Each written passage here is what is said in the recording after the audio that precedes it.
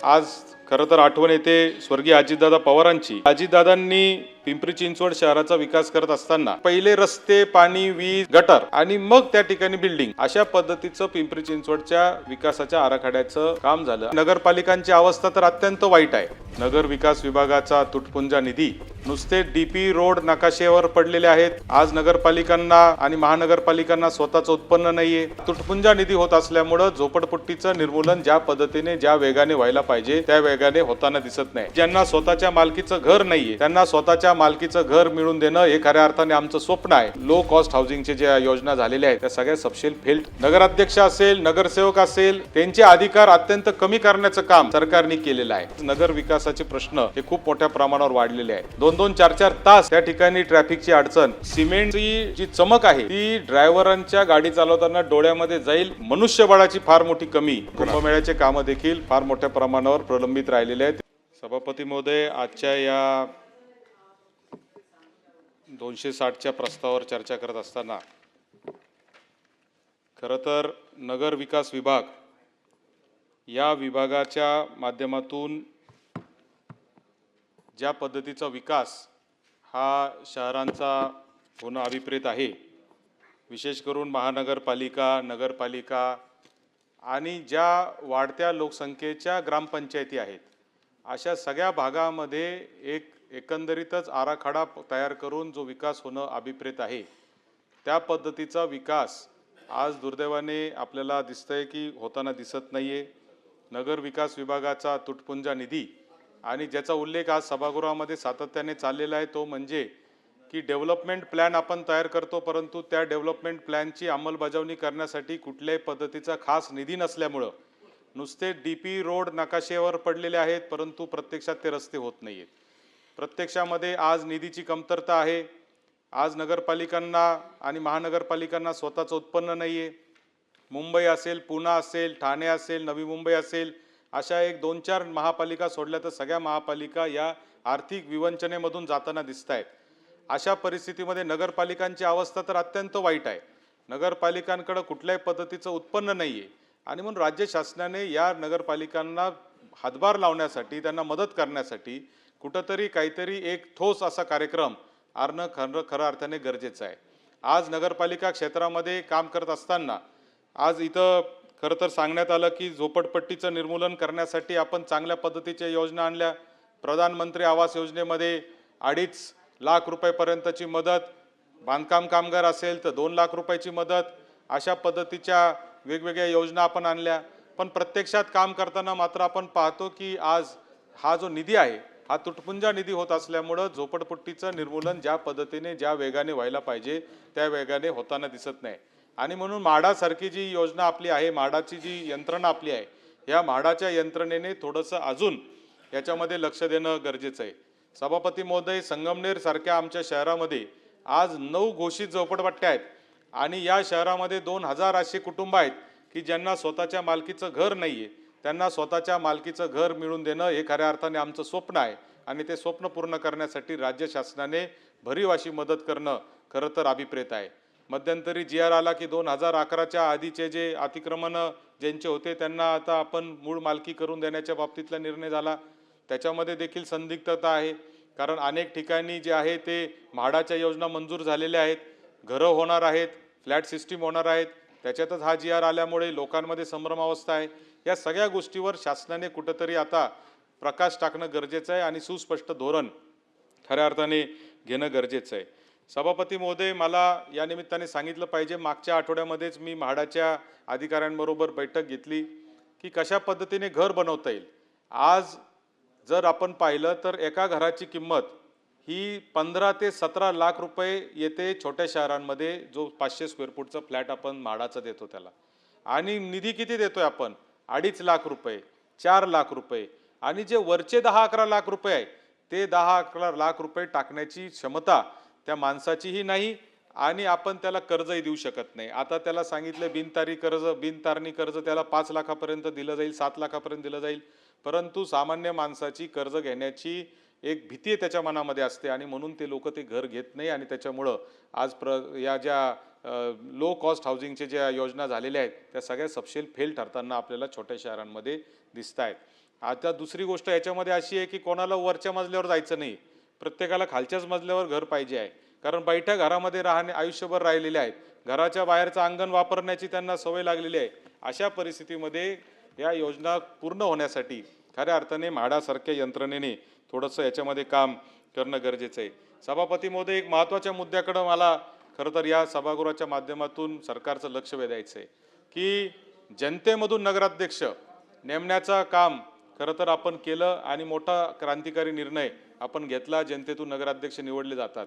परंतु आज नगराध्यक्ष असेल, नगरसेवक असेल, तो जी काउन्सिलची बॉडी असेल, त्यांचे अधिकार अत्यंत कमी करण्याचं काम सरकारने केलेलं आहे आणि मुख्य अधिकाऱ्यांचे अधिकार वाढवण्याचं काम केलेलं आहे. आज त्या मुख्य अधिकाऱ्यांचा जो CR आहे तो सुद्धा लिहिण्याचा अधिकार नगराध्यक्षांना नाही आणि त्याच्यामुळे कोणताही मुख्य अधिकारी जो आहे तो नगराध्यक्ष किंवा त्या नगरसेवकांच्या काउन्सिलचं ऐकत नाही, ही वस्तुस्थिती आहे.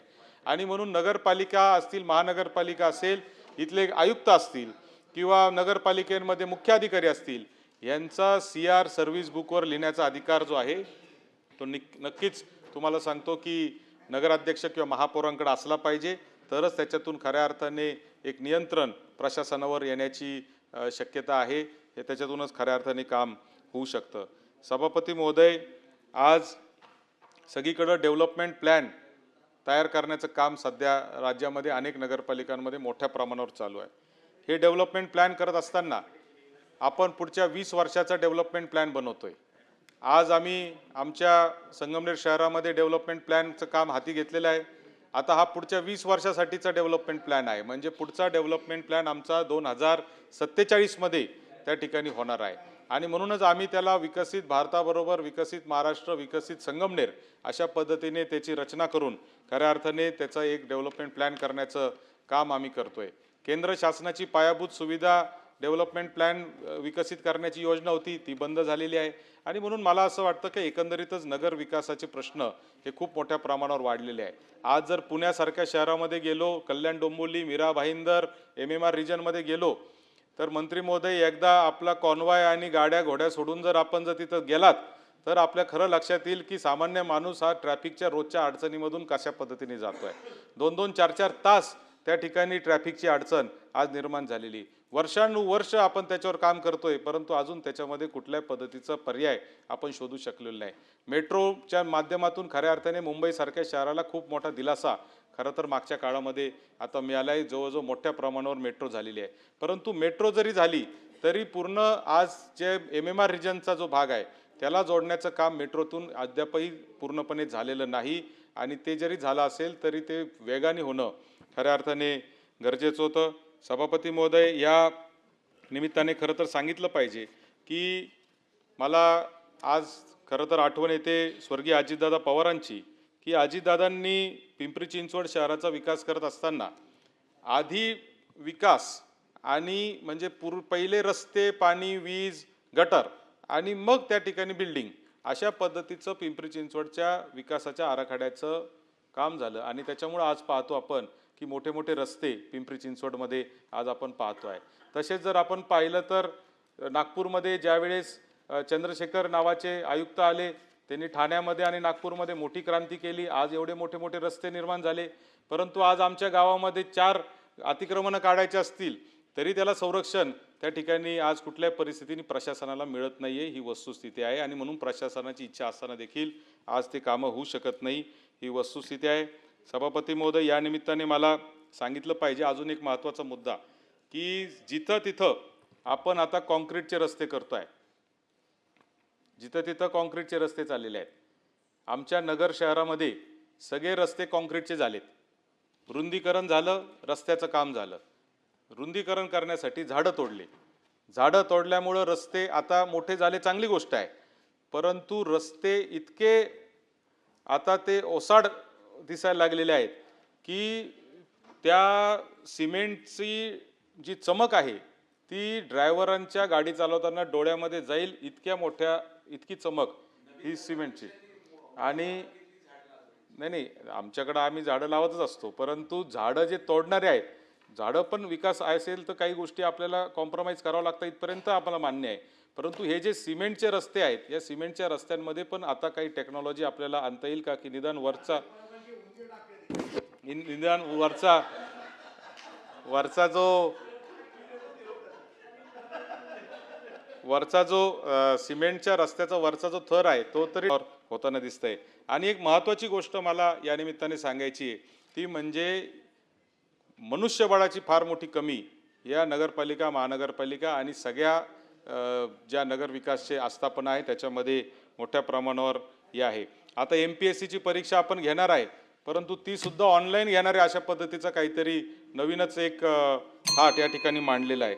आणि म्हणून मला सभापती महोदय या निमित्ताने सांगितलं पाहिजे की MPSCद्वारे भरल्या जाणाऱ्या वित्त लेखा संवर्गातील पदांच्या ज्या जे पदं असतील त्यासाठी वाणिज्य शाखेची जी अनिवार्य शैक्षणिक पात्रता केलेली आहे, असे जे छोटे छोटे निर्णय आहेत हे जर आपण रद्द केले आणि जर आपण सगळ्यांना जर त्याच्या ठिकाणी जर ओपन जर ते तयार केलं तर निश्चितपणाने जे आहे ते मोठ्या प्रमाणावर या ठिकाणी आपल्याला स्टाफ मिळू शकतो, त्याच्यातून मोठ्या प्रमाणावर मनुष्यबळ निघू शकतं.